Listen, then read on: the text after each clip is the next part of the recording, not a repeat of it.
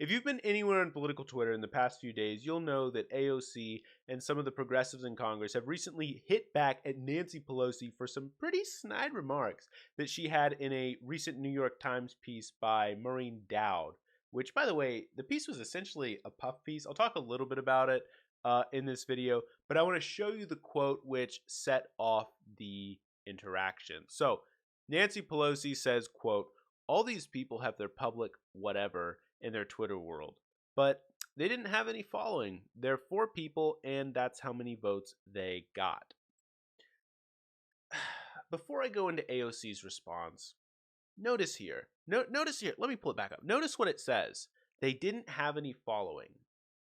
They're 4 people, and that's how many votes they got. She's referring to AOC, Alexandria Ocasio-Cortez, Rashida Tlaib, Ilhan Omar, and Alyssa Presley.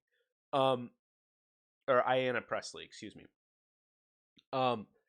And here's the thing, as if their amount of following is determined by how many votes they get in Congress. I got news for you, Nancy. Congress isn't popular.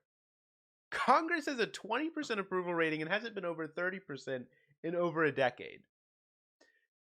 People do not like Congress. I'd wager to bet people who are fighting against Congress are actually the people who are popular. And turns out that's how it works. You go on social media, who has the most followers? AOC. Like the progressives, the liberal party, the so-called left, which you despise so much, they're the ones getting all the attention. And this puff piece article played it out like Nancy Pelosi is some great fighter. And so the 4 votes, before I explain the next part, the 4 votes that Nancy Pelosi is referring to are 4 votes on a immigration bill, which was basically a capitulation to Republicans. It got absolutely nothing done. And like I actually mean that. Like, look into it. Basically nothing is changing. It was based on some like vague, like legitimately vague promises by Mike Pence. And you wonder why the left wing of the party wasn't supportive of it. And by the way, it was, that's right, it was the New York Times who came around and said that, these are mighty moderates. The mighty moderates who support this bill in spite of the liberal opposition. Mighty moderate. You're not a moderate just because you don't do anything. So they call in this article by Maureen Dowd, she calls Nancy Pelosi a master legislator. What if, okay, to be a master legislator, you actually have to have serious legislative accomplishments. Now, I'm not saying Nancy Pelosi is bad. She's a great fundraiser. But what are these great accomplishments? I mean, even Obamacare, if we want to go back to 2007, 2008, and those debates, Obamacare was initially supposed to be a public option, but you couldn't even get that passed. So then we ended up with this individual mandate stuff that everybody got upset over. And the website sucked. To be fair, though, that wasn't her fault. But look, we didn't even get what we wanted. And you want a recent example? I'll give you a recent example of Nancy Pelosi being a bad leader. She said before the 2018 midterms, "You give us the House and we'll give you a $15 per hour minimum wage within 100 hours. 100 hours pass. We got her the House. 100 hours pass. What happens? Nothing. And by the way, the media wasn't loud enough about this. The media, they didn't decide to, they didn't spend their time pushing this as much as they should. Like, hey, Nancy, where's this minimum wage increase? You said this was going to happen. It was as if everyone just expected this not to happen. Which, by the way, was pretty much what all the progressives on YouTube were saying. They're all just like, hey, yeah, I mean, if this happens, great, sure, but like, I'm skeptical. And that's exactly what happened. Time passed. Finally, someone decides to check up on it, and they're ignored. And finally, they get a response from the office. Essentially, basically, there was a conservative Democrat in, I think it was Alabama, and basically, it's not going to go anywhere. Okay, Nancy, let me tell you something. Let me tell you guys something about politics. First of all, that's clearly not how that whole thing went down. But second, keep in mind gerrymandering, right? Why is it? Think about how gerrymandering works. If it's in a Republican state, that means that that district was gerrymandered because this is the House, remember? The district was gerrymandered to be a safe seat. And do you know how primaries work? Primaries work where if you're going to get primaried, you're going to get primaried either from the right if you're a Republican or primaried from the left.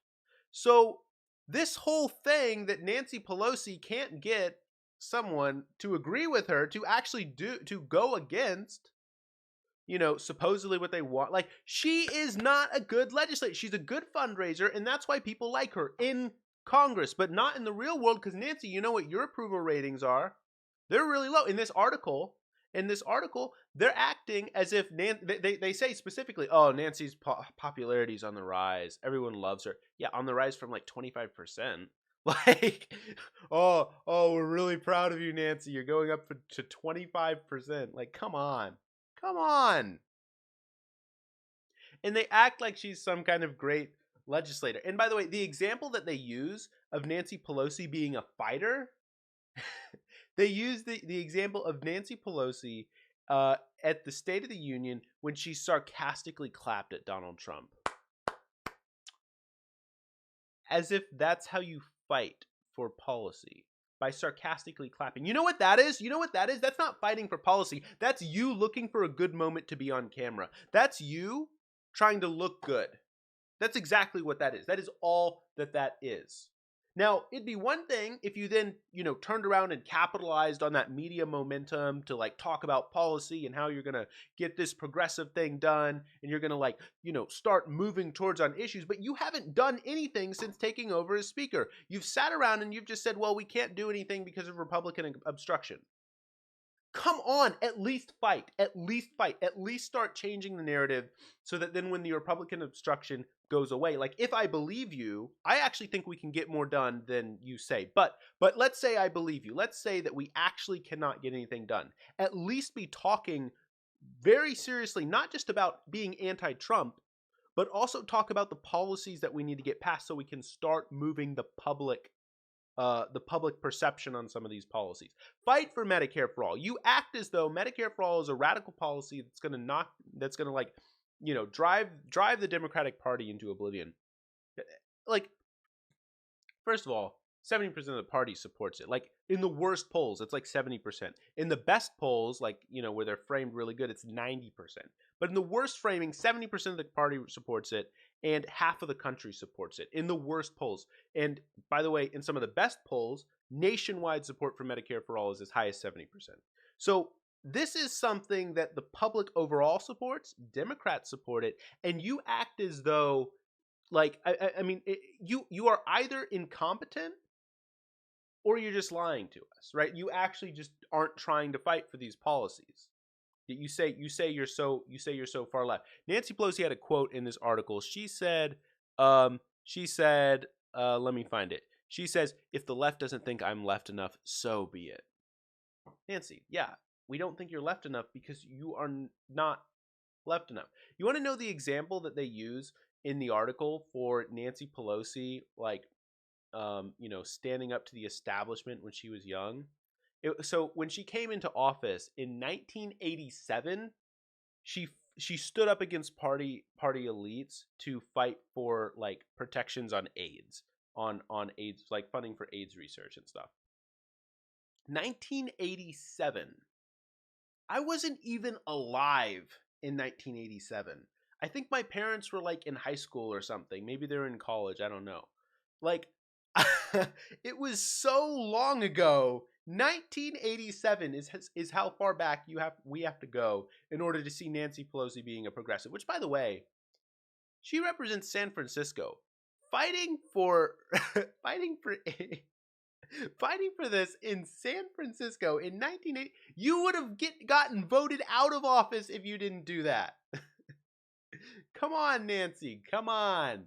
I mean, it's ridiculous. And by the way, this whole thing, Maureen Dowd, the author of this article, it seems lost on her that the good example is her standing up to the party establishment, but now the people trying to stand up to the party establishment just need to sit down and wait their turn. They need to learn. Like, they need to sit down and listen. Come on. So I want to get to AOC's response now. Um, the first part of her response, Alexandria Ocasio-Cortez says that that public whatever is called public sentiment, and wielding the power to shift it is how we actually achieve meaningful change in this country. And second quote or second tweet, I find it strange when members act as though social media isn't important. They set millions of dollars on fire to run TV ads so people can see their message. I haven't dialed for dollars once this year. And I have more time to actually do my job. Yet we'd rather campaign like it's 2008. Damn. AOC snapping back. And Rashida Tlaib and Ilhan Omar also have some great stuff. I'm not going to show you that. But great response from AOC, because clearly this social media following that Nancy Pelosi says is essentially irrelevant. Clearly it matters because AOC can just come on and raise money, right? Like the whole reason, like I was saying earlier, the whole reason why Nancy Pelosi is even popular in Congress is because she's really good at raising money. AOC is also really good, but she doesn't do it from big donors. AOC does it from small donors because the people are actually behind her. Again, just because you get only 4 votes in Congress doesn't mean that you're not popular. It just means you're not popular in Congress. Oh, you're not popular in the least popular institution. Actually, I don't know that it's the least popular, but it's a very unpopular institution. Wow, that must mean that you're just unpopular in general. Come on. Come on. So AOC makes some great points, and just like the last thing I'll just say on this is her being a Justice Democrat is really a good thing because AOC because AOC is not taking that kind of corporate money. So yeah, that does mean that people are against her. It does mean that she has to fight and that there's a lot of opposition in Congress. But it means at the very least that I know that she's fighting for us, that she's fighting for our interest. And so look, I don't agree with AOC on everything. I think, sometimes she says things and I'm like, wait, hold on. But I know at the very least that she's passionate about these issues and that she really cares and that she's not saying one thing, doing another. Like, I don't have to deal with that. I can listen to her and know, okay, this is what she believes, this is what she's going to do, and this is what she's going to fight for. So at the very least, I think that we should respect her for that, and actually not just that. Personally, I do agree with her on a lot of things. So AOC is really good, and it is time to get Nancy Pelosi out. She is a dinosaur. You have to go back to 1987 to find a time when she stood up to the powerful. And even then, it was like, come on. San Francisco fighting for AIDS. Come on. Come on, Nancy. Come on.